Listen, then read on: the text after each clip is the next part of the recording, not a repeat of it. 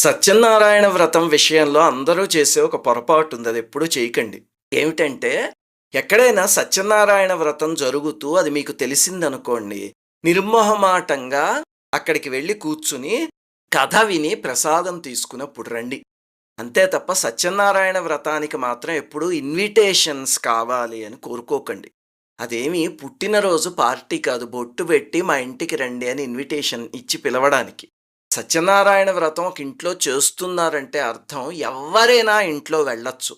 చేసేవాళ్ళు కూడా దీన్ని దృష్టిలో పెట్టుకుని ఇంటికి ఎవ్వరు అతిథులొచ్చినా సమయంలో సత్యనారాయణ స్వామి స్వరూపంలో వచ్చాడు అని భావించి వాళ్ళకి ప్రసాదాన్నిచ్చి పంపించండి. అందుకే సత్యనారాయణ వ్రత కథల్లో ఒక బ్రాహ్మణుడు వ్రతం చేస్తూ ఉంటే ఒక కట్టెలమ్ముకునే ఆయన వచ్చి కూర్చున్నారు అని రాశారు మొట్టమొదటి కథలో. ఆయన్ని ఎవరు పిలిచారు? ఎవ్వరూ పిలవలే. ఎవ్వరైనా సత్యనారాయణ వ్రతానికి వెళ్లి కూర్చోవచ్చు.